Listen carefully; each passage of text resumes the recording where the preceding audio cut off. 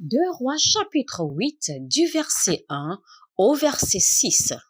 Élisée dit à la femme dont il avait fait revivre le fils, « Lève-toi, va-t'en, toi et ta maison, et séjourne où tu pourras, car l'Éternel appelle la famine, et elle vint même sur le pays pour 7 années. » La femme se leva et elle fit selon la parole de l'homme de Dieu.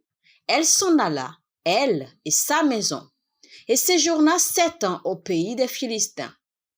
Au bout des 7 ans, la femme revint du pays des Philistins, et elle alla implorer le roi au sujet de sa maison et de son champ. Le roi s'entretenait avec Géhazi, serviteur de l'homme de Dieu, et il disait, « Raconte-moi, je te prie, toutes les grandes choses qu'Élisée a faites. » Et pendant qu'il racontait au roi comment Élisée avait rendu la vie à un mort, la femme dont Élisée avait fait revivre le fils vint implorer le roi au sujet de sa maison et de son champ. Géhazi dit, « Ô roi, mon Seigneur, voici la femme, et voici son fils qu'Élisée a fait revivre. » Le roi interrogea la femme, et elle lui fit le récit.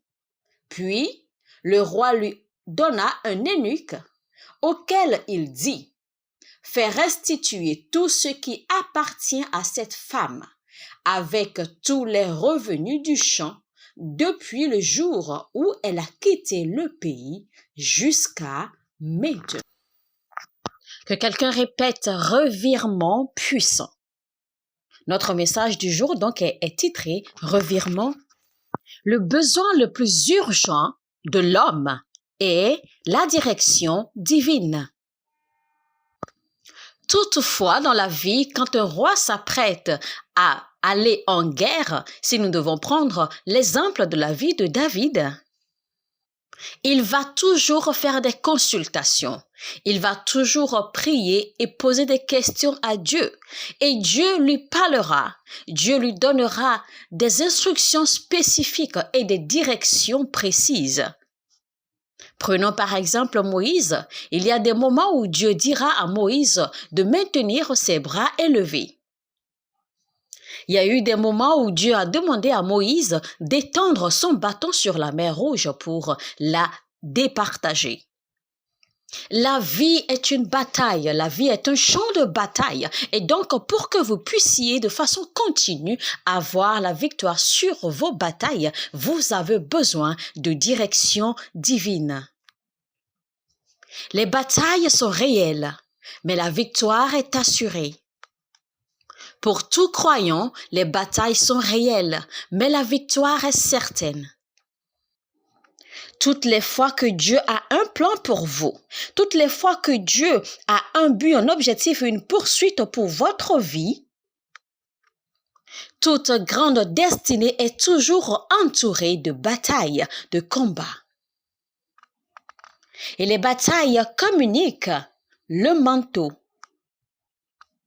Durant le parcours de votre vie, vous découvrirez que Égypte a toujours été enceinte d'Israël.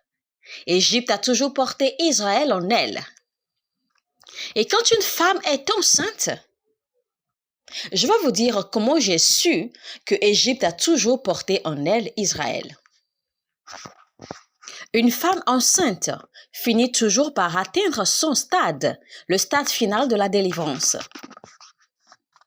Et c'est à ce moment-là que ses os se brisent. Quand elle brise les os, c'est là que tu sais que l'enfant est prêt à sortir. Alors, quand ils sont arrivés à leur dernier stade, quand Égypte n'en pouvait plus de porter en elle Israël, eh bien, les os se sont brisés. Ils ont atteint la mer Rouge. Et à la mer Rouge, les eaux se sont brisées. Et c'était le moment pour que le ciel s'ouvre, afin que tout ce que Égypte a avalé, a englouti, puisse sortir. Et la Bible nous a clairement fait comprendre qu'il y a eu un temps où Élisée a fait revivre le fils d'une femme. Et Élisée a parlé à cette femme lui disant qu'il y aura qu'il y aura la famine dans la ville pendant 7 ans. Cette information, je ne la donne à personne, mais je ne la donne qu'à toi. Je te dis qu'il y aura une famine de 7 ans. Et Élisée lui dit, quitte cette terre. Voici la femme dont il avait fait revivre le fils. Voici une femme dans la vie de laquelle il avait fait un miracle extraordinaire.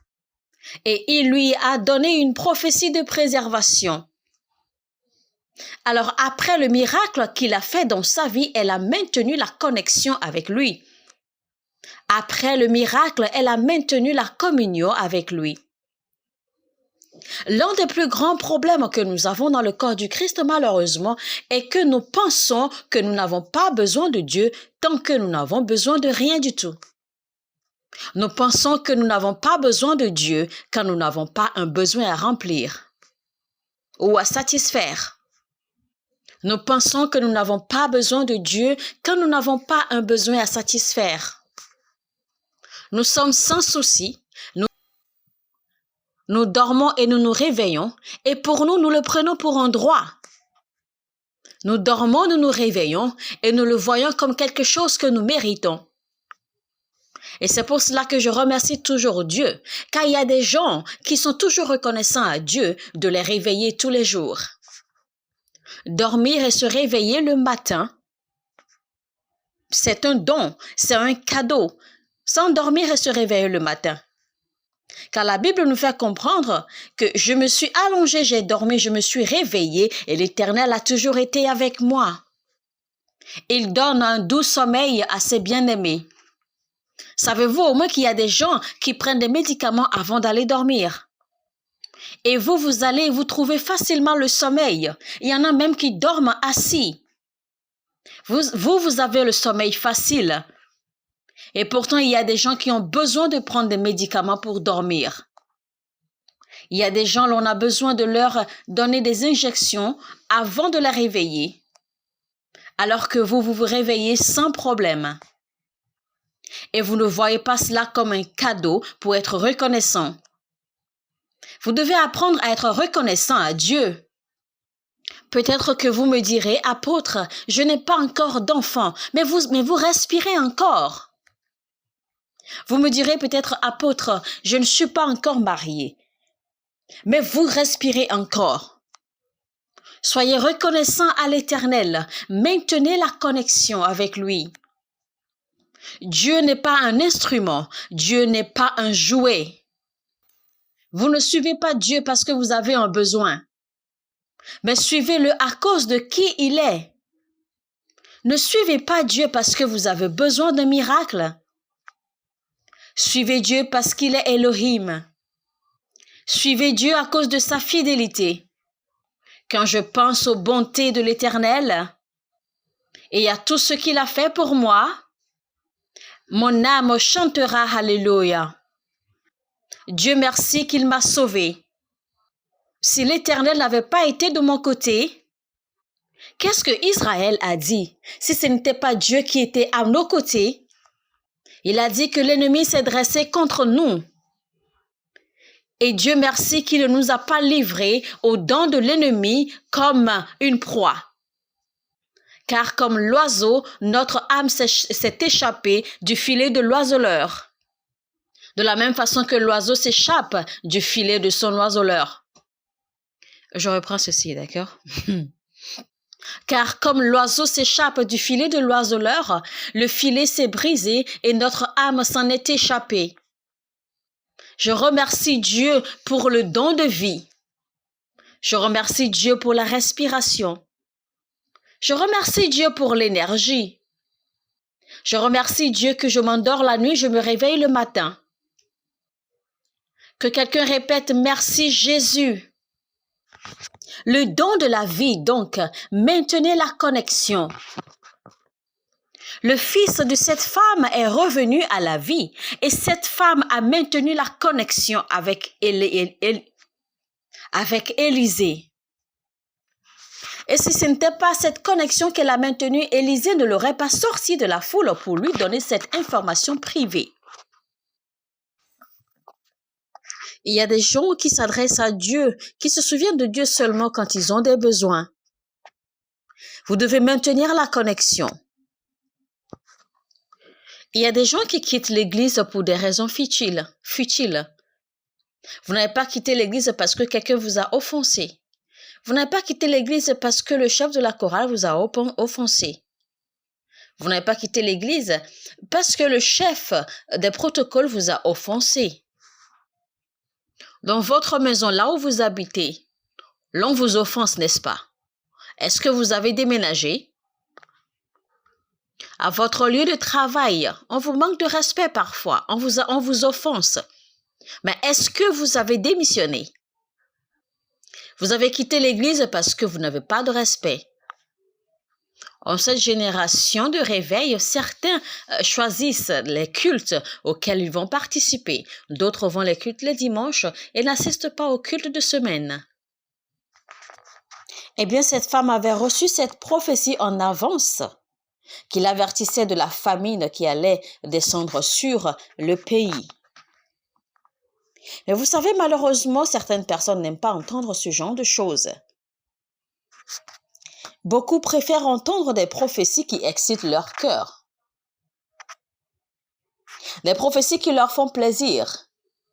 Des prophéties qui nourrissent leur orgueil.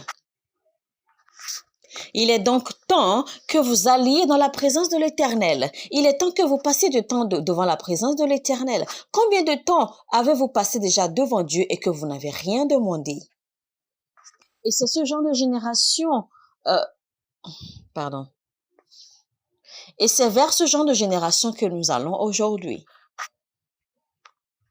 Mais savez-vous pourquoi nous nous tuons, pourquoi nous nous détruisons dans le corps du Christ?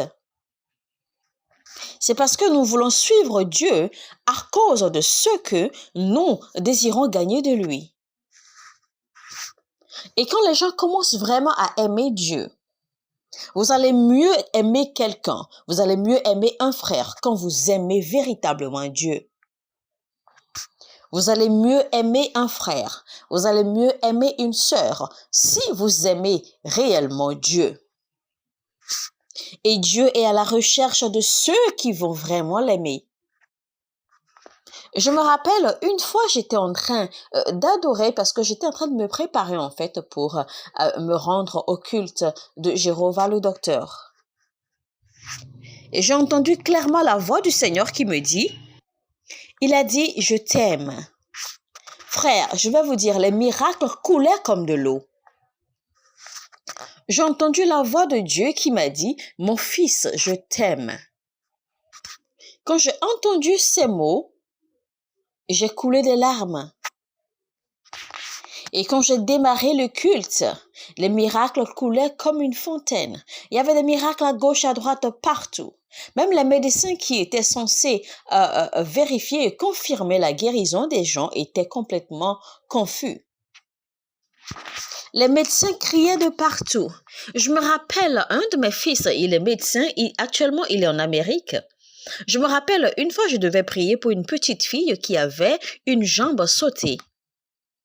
C'est-à-dire une jambe plus courte que l'autre. Et je lui ai dit, approche-toi, regarde bien comment la jambe est en train de pousser. Et ce médecin, en fait, il s'est mis à crier. Il criait, il était ébahi. Mais lui, il ne pouvait pas comprendre d'où venait ma force. Parce que moi, j'ai entendu une voix le matin qui m'a dit, je t'aime. Alors, quand Dieu m'aime si tant, qu'est-ce que c'est que la maladie? Qu'est-ce que c'est que les affections? Quand Dieu m'aime, qui est la pauvreté? Quand le Seigneur m'aime si tant, qu'est-ce que c'est que les infirmités? Suivez donc Dieu pour qui il est. Ne suivez pas Dieu pour ce que vous voulez.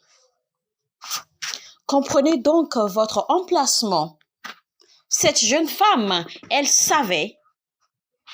Et c'est pour cela qu'elle a suivi Élisée. Elle savait qu'il y avait quelque chose à suivre cet homme de Dieu. Mesdames et messieurs, l'une des choses que suivre quelqu'un fait, c'est que suivre un homme de Dieu vous sécurise votre futur. Suivez simplement. Suivez sans problème. Car cela procure de la sécurité. Il y a une sécurité assurée. Donc, elle avait compris.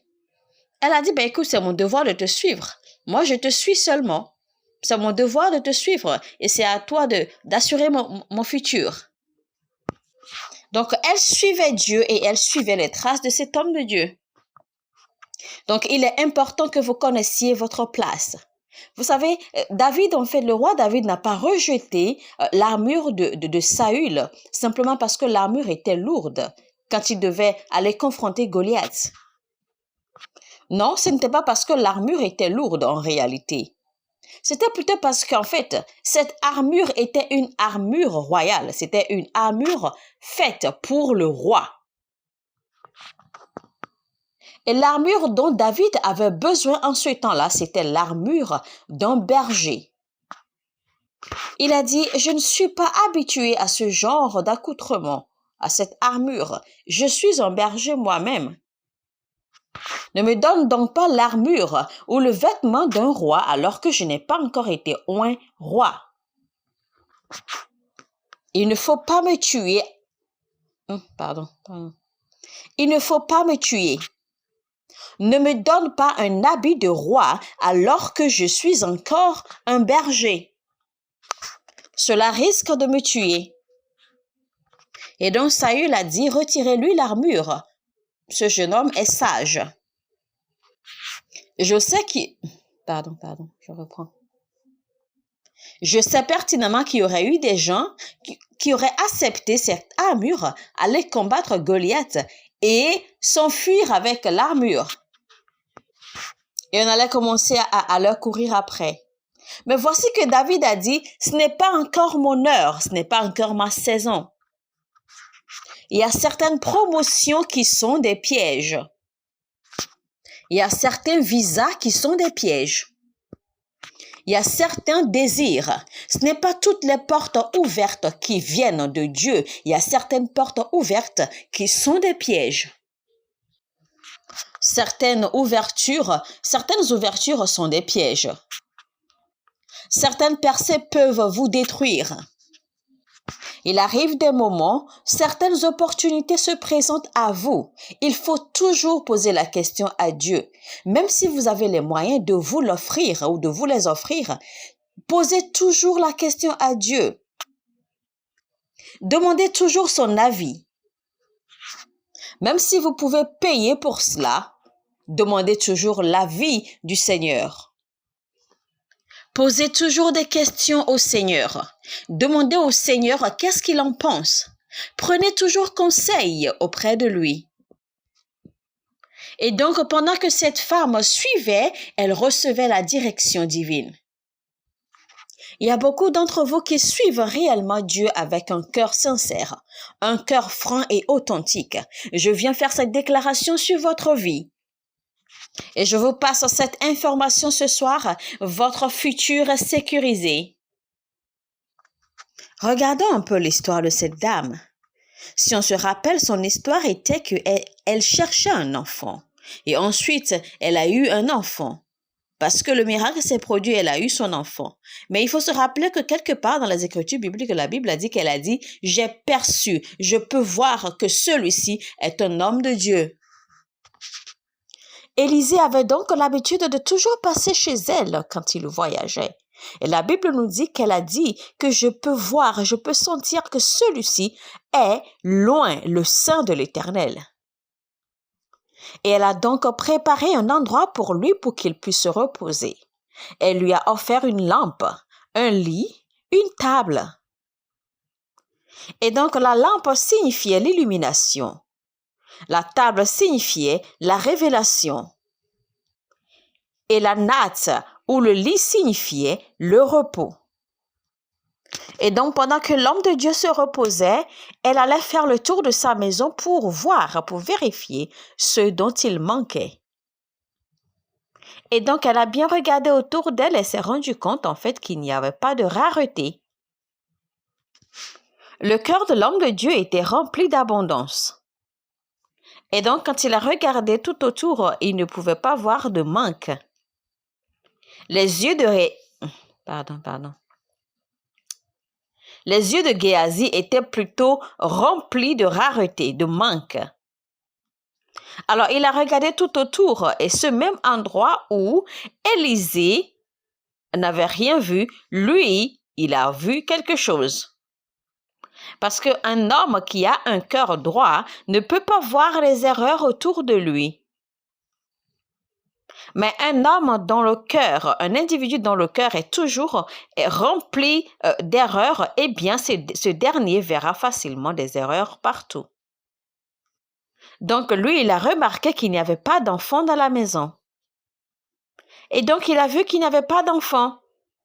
Donc, lui, il a remarqué qu'il n'y avait pas d'enfant dans la maison. Il n'y avait pas d'enfant. Et donc, il a dit d'accord. Alors, il a prophétisé et il y eut un enfant. La Bible dit, il fit un jour. Quand la Bible dit, il fit un jour, ça veut dire que ce jour avait été programmé. Donc, un jour mauvais avait été programmé. Maintenant, je déclare sur votre vie, tout jour de malheur qui a été programmé, tout jour mauvais qui a été programmé, et ils ont dit que telle ou telle chose doit se produire. Et ils attendent de voir leurs expectations, leurs attentes s'accomplir. Je viens déclarer qu'ils vont tous attendre en vain. Où que vous soyez maintenant et que vous entendez ce message, vous suivez ce message. Quiconque qui attend de voir leur mauvaise et négative prophétie s'accomplir dans votre vie, je viens déclarer qu'ils vont attendre en vain. Ils vont attendre en vain. Ils vont attendre en vain. Alors oui, je me suis mariée, j'ai eu des enfants, cela fait plusieurs années maintenant. Et pour être honnête avec vous, je n'aimais pas du tout prendre de l'eau, je n'aimais pas du tout boire de l'eau. Je sais qu'il y a plusieurs hommes de Dieu qui, après avoir fini de prêcher, eh bien, on leur apporte de l'eau à boire, on leur apporte des jus de fruits à boire, et ils boivent comme ils veulent, ils se plaisent à le faire. Ils se donnent du plaisir. Mais moi, franchement, ce n'était pas le cas. Je n'aimais pas du tout boire de l'eau. Et puis, vous savez, un jour, après avoir fini de prêcher, quand je descendais de l'estrade, j'avais l'impression que ma tête allait exploser. J'étais dans la douleur. J'avais très mal. Ben, curieusement, je me suis rendu compte que toutes les fois que j'allais prêcher, le mal de tête s'arrêtait. Mais dès que je finis de prêcher, le mal reprend. Chaque fois, quand je veux monter sur l'estrade pour aller prêcher, je constate que le mal de tête s'arrête. Je n'ai pas mal. Mais dès que je finis de prêcher et que je descends de l'estrade, eh bien, ça reprend. Et donc, j'ai subi cela pendant au moins 1 mois. Et donc, j'utilisais cela aussi, d'accord, pour passer du temps sur l'estrade, en fait, pour durer lors de ma prédication. Et je peux vous dire que tous ceux qui ont participé, en fait, qui ont suivi tous mes cultes durant cette saison-là, en ont vraiment souffert. Jusqu'à 13h, je suis encore à l'église. 13h, je suis toujours là à prêcher, je suis là à prophétiser. Je fais tout, en fait, pour faire traîner le culte parce que je me rappelle, en fait, que si je descends de l'estrade, c'est que j'aurai encore les maux de tête. Alors, j'en profite pour rester sur l'autel parce que je sais qu'au moins sur l'autel, je n'aurai pas mal. Alors, c'était le moment pour moi de voyager également sur Dubaï pour un programme. Alors, une fois arrivée à Dubaï, en fait, j'ai décidé d'aller faire un contrôle médical. Alors, une fois arrivée chez le médecin m'a fait faire toutes sortes de tests. Il a fait toutes sortes de contrôles. Alors, après toute vérification, après tout contrôle et toute analyse, on m'a fait faire un scanner également de mon cœur, histoire de voir comment mon cœur battait et si mon cœur était en bonne forme. Alors, à ma grande surprise, en fait, celui qui était chargé de faire le test, de faire le scanner, me posa la question suivante. Il dit, es-tu un athlète?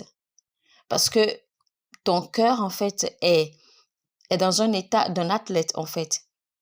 On a l'impression que tu es un athlète parce que ton cœur ressemble à celui d'un athlète. Ton cœur est en forme. Je lui ai dit, mais écoute, y a-t-il un problème? Il dit non, en fait, ton cœur va super bien, ta pression sanguine va super bien, tu n'as aucun problème, tu es en très bonne santé. Alors, ne l'ayant pas cru, alors je me suis rendue dans un autre centre pour faire encore les mêmes analyses. Et quand je fais cette analyse, ça a toujours donné le même résultat. Alors, il était l'heure maintenant pour moi d'aller prêcher. Et une fois que je suis montée sur l'autel, le mal de tête s'est... Alors, une fois après être rentrée de voyage, j'étais tellement en colère, j'étais triste, j'étais vraiment inquiet. Alors, j'ai prié, j'ai demandé au Saint-Esprit ce qui se passait. J'ai dit, mais dis-moi, ai-je fait quelque chose que tu me punis pour cela? Y a-t-il quelque chose que tu ne me dis pas? Que se passe-t-il? Et j'ai dit, Saint-Esprit, que m'arrive-t-il? Je prêche tout le temps. J'ai prié pour les gens sont guéris. Mais qu'est-ce qui m'arrive? Qu'est-ce que j'ai? J'ai mal. C'est alors que j'ai entendu une voix claire et nette qui me souffle, bois de l'eau. J'étais surpris, j'ai dit quoi? Et la voix s'est répétée, bois de l'eau. Et la voix dit, en fait, c'est ça ton problème. Tu ne bois pas de l'eau. C'est pour cela que tu es malade, c'est pour ça que tu as mal. Alors, je me suis pressée d'aller boire de l'eau. J'ai vidé quelques bouteilles d'eau rapidement. Et après quelques jours, le mal s'est effectivement arrêté. Je n'avais plus mal.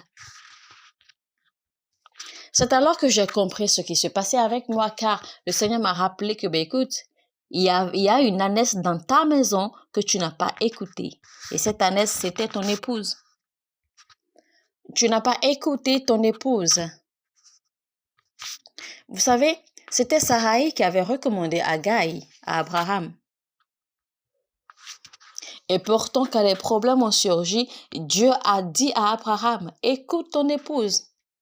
Si c'était moi dans le temps, j'allais dire, mais Seigneur, c'est mon épouse que j'ai écoutée et voici, nous sommes dans les problèmes maintenant. Et Dieu a répété, écoute ton épouse, car elle sert d'âne, de cette ânesse, pour te parler. Donc, il faut l'écouter. Mesdames et messieurs, je suis en train de parler de direction divine ici. Je parle de comment la direction divine vient. Peut-être que vous traversez une situation que vous ne comprenez pas maintenant. Mais je sais que si vous réfléchissez un peu, si vous retournez un peu en arrière dans vos idées, vous allez retrouver qu'il y avait eu une instruction. Vous avez eu l'intuition concernant quelque chose. Il y a eu une inclinaison que vous avez violée. Il y a quelque chose auquel vous n'avez pas obéi. Donc, cette femme de la Bible et son fils ont été préservés par la direction divine. Et vous savez, la direction divine est non effective sans une action correspondante. La direction demeure non effective parce que quand Dieu vous donne une instruction, quand Dieu vous donne une direction, et vous devez mener une action qui correspond à cela. Vous devez agir selon la direction qui vous a été donnée. Donc, chaque fois que vous recevez une direction divine, il faut toujours une action qui y correspond. Quand Zachée a vu Jésus-Christ, Zachée était un homme très court. Mais quand il a aperçu Jésus-Christ, il a compris, il a su qu'il y avait un arbre sur lequel il pouvait monter. Et par la direction divine, il est monté sur l'arbre. Zachée était l'homme le plus court dans toutes les écritures bibliques. Et pourtant, il est demeuré le seul vers qui Jésus-Christ a levé les yeux. Je vais répéter cela. Zachée était l'homme le plus court dans toutes les écritures bibliques. Mais il était le seul vers qui Jésus-Christ a levé les yeux. Et Jésus n'a pas levé les yeux vers ceux qui étaient élancés. Mais le plus court, Jésus a levé les yeux vers lui. Pourquoi? Parce qu'il était sensible. Il a su reconnaître, il a su percevoir. Et Jésus a levé les yeux vers lui, sur un arbre. et il lui a dit, descends. Vous savez, Dieu va vous positionner de façon stratégique. Là où l'aide viendra vous trouver. Dieu va stratégiquement vous positionner là où l'aide viendra vous trouver. Amen. Et donc cette femme, elle est demeurée dans ce pays étranger pendant 7 années. Ça veut dire que la direction n'était pas totale. La direction peut venir par saison. Pendant 7 années, elle est restée là-bas. Dieu peut vous dire aujourd'hui, faites ceci et faites cela, et demain, il dit autre chose. Certains d'entre vous ici, pasteurs, votre temps à Bénin s'est déjà épuisé. Et c'est pour cela que certains sont encore ici et ils se démettent. Dieu a dit, le temps que vous avez fait à Bénin est suffisant maintenant. Il est temps de partir. Mais vous êtes toujours là et vous vous démerdez. Vous essayez de vous en sortir. Parce que Dieu est en train de dire, votre mission ici à Bénin prend fin, est finie. La direction peut être par saison. Imaginez cette année, cette bonne année de famine. Imaginez un peu ce que cette femme a pu traverser sur une terre étrangère pendant 7 ans. Elle ne connaissait personne. Mais après 7 années, elle est revenue sur sa terre. Elle était donc libérée. Donc prenez note par là que les attentes ont une fin. Les attentes ont une fin. Il importe peu combien d'années vous avez attendu. Je vous apporte la bonne nouvelle en ce mois de novembre. Le ciel m'envoie vous dire, à vous individus, à vous famille, je ne sais pas depuis combien de temps vous attendez. Elohim dit que votre attente prend fin aujourd'hui. Attention, je ne suis pas en train de vous exciter, je suis en train de faire les déclarations. Vous avez tant espéré de voir les choses s'accomplir. Je suis un âme de Dieu. Et je m'adresse à vous, m'accrochant à la couverture de mon appel. Et je dis que votre attente prend fin aujourd'hui. Votre attente prend fin aujourd'hui. Votre attente prend fin aujourd'hui. Votre attente prend fin aujourd'hui. Votre attente prend fin aujourd'hui. Votre attente prend fin aujourd'hui. Votre attente prend fin aujourd'hui. Vos attentes prennent fin. Vos attentes prennent fin. Alléluia, amen. Vous savez, la mère d'un fils de prophète avait été kidnappée. Ils cherchaient de l'argent car on leur avait réclamé 12 millions comme rançon. Et ils ont pu négocier jusqu'à 3,5 millions. Alors, une fois, il a pu recevoir la permission de parler à sa mère car il les a rassurés que l'argent venait. Alors, il a dit à sa mère, écoute, j'ai déjà parlé de ton cas à mon père spirituel et il m'a rassuré que tout ira bien. Et la maman dit, il faut faire vite parce que ici on me tape. Savez-vous que cette nuit-là même, il y avait de la confusion dans leur camp? Alors, selon ce que la femme a rapporté, elle a dit qu'il y avait un homme qui est entré au milieu d'eux et a commencé à se battre avec eux, a commencé à les frapper. Et donc, le monsieur en question qui est venu attaquer les ravisseurs leur a pris leurs armes et a fait sortir la femme. Et donc, elle dit que le monsieur en question l'a libérée, l'a fait sortir de cet endroit, l'a amenée au bord de la voie et l'a fait entrer dans un véhicule. Et c'est ainsi qu'elle a été libérée et rentrée chez elle la nuit. Alors, après, quand ils sont arrivés pour faire leur action de grâce, quand j'ai regardé la dame, je la regardais et quand elle m'a remarqué, elle s'est arrêtée net. Et à la dame de s'écrier, mais c'est ce monsieur. J'ai dit quoi? Qu'est-ce qui s'est passé? Mes chers amis, ce n'est pas moi, hein? Ce n'était pas moi. Moi, j'étais chez moi tranquille. Mais le Saint-Esprit a simplement utilisé mon image. Et la dame continuait à s'écrier. Elle disait, mais c'est toi mon fils, c'est toi qui m'as libéré, c'est toi qui m'as sorti de cette place. Tu m'as fait sortir et tu m'as fait entrer dans une voiture, tu m'as confié à un chauffeur. Et tu as disparu. Mais c'est toi qui m'as libéré. Donc elle s'écriait, elle était excitée. Tout le monde était en débandade, tout le monde était excité. Et le Saint-Esprit était toujours en mouvement. Il y avait donc de l'intervention divine qui se manifestait. Je vous dis encore, vos attentes prennent fin. Un ange est sur le point d'apparaître. L'ange de Dieu a utilisé mon image, a pris ma forme et avait commencé à faire de grandes choses à cet endroit où elle était emprisonnée. Dieu n'a pas encore changé. Hébreux 13, verset 8. Il a dit Jésus est le même hier, le même aujourd'hui et le même éternellement. Ce qu'il avait fait à Abiastet, il le fera encore à Bénin. Ce qu'il a fait aux États-Unis, il le fera encore ici. Ce qu'il a fait là-bas, il le fera aussi ici. Est-ce que je communique maintenant? Nous allons prier maintenant. Écoutez très bien ceci. Une parole prophétique avait été donnée. Et la parole a dit, va. Et donc, quand elle a quitté, quand elle est rentrée chez elle, eh bien, elle a rencontré Géhazi. N'oubliez pas que c'était Géhazi qui lui a dit au chapitre 7. En fait, Élisée avait déclaré qu'il y aura la lèpre dans toute la maison de Géhazi. Mais curieusement, au chapitre qui a suivi, on s'est rendu compte que Géhazi n'avait pas de lèpre. Mais comment alors? Quand Géhazi a quitté Élisée, il avait la lèpre.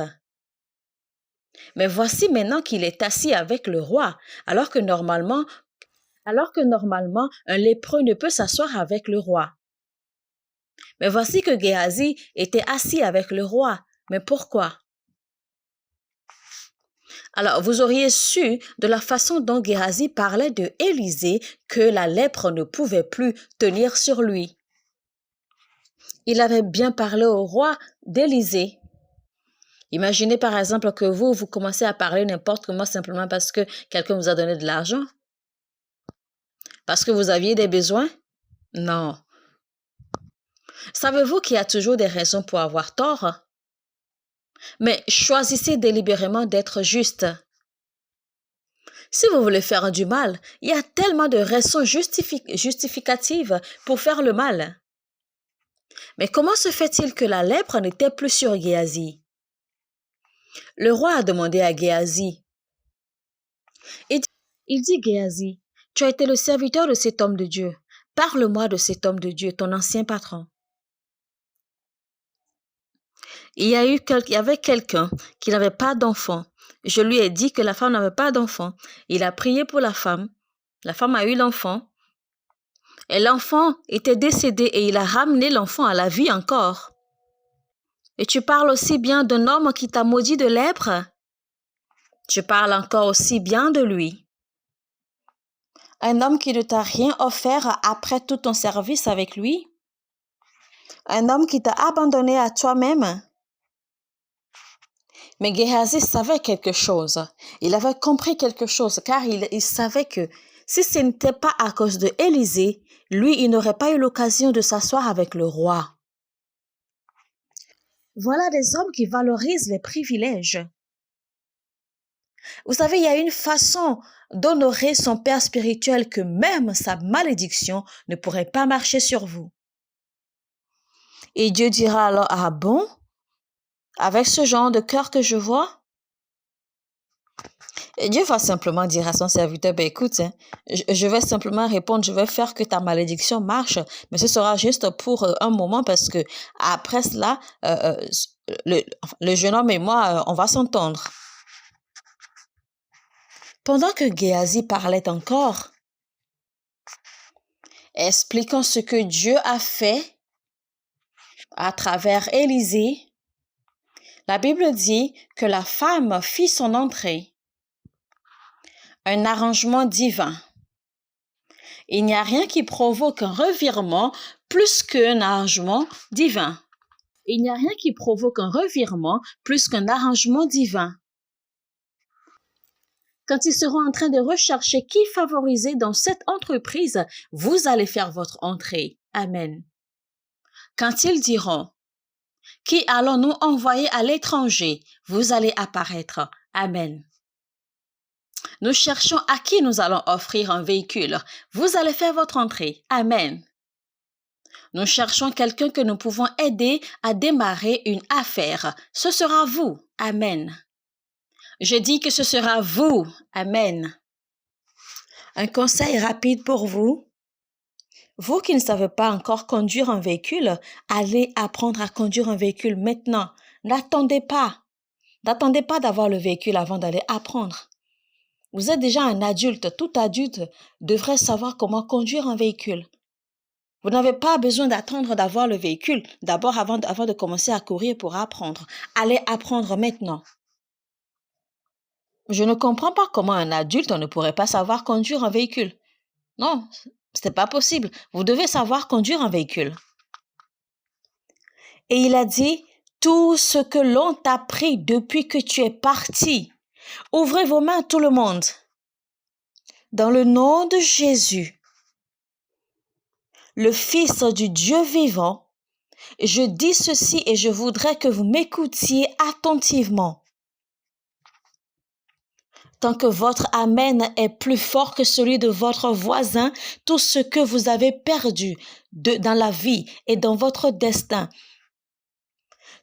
tout ce que vous avez perdu dans la vie et dans la destinée, tout ce que l'on vous a repris, reprenez tout maintenant.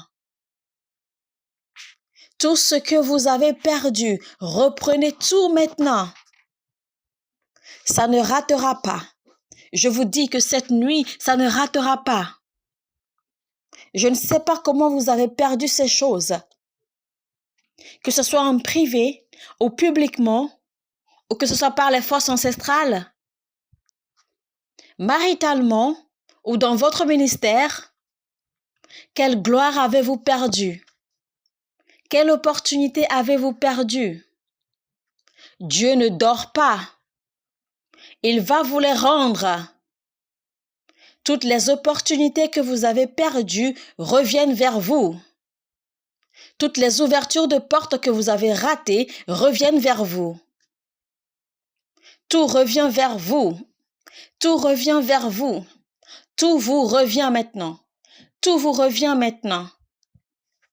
Tout vous revient maintenant. Reprenez vos opportunités. Reprenez vos ouvertures de portes. Reprenez votre élévation. Reprenez vos bénédictions. Reprenez votre gloire. Récupérez vos étoiles. Reprenez votre couronne. Récupérez votre royauté. Reprenez votre revirement. Reprenez-le maintenant. Reprenez tout. Reprenez tout maintenant. Reprenez tout maintenant. Reprenez tout. Reprenez tout. Reprenez tout maintenant. Des gens sont en train de récupérer leur mariage. Ils ont dit que vous ne pouvez pas vous marier. Prenez votre robe de mariée. Prenez votre robe de mariée. Prenez votre robe de mariée. Prenez votre robe de mariée. Prenez votre visa. Prenez votre bébé. Prenez vos témoignages. Certains d'entre vous avaient l'habitude de bien prier, mais quelque chose a corrompu votre vie de prière. Quelque chose a corrompu votre vie d'intercesseur. Récupérez votre feu. Reprenez votre feu de prière. Plus vous priez, plus vous aurez envie de prier. Reprenez l'onction. Reprenez la grâce. Reprenez la puissance. Reprenez vos dons. Récupérez vos dons. L'onction prophétique.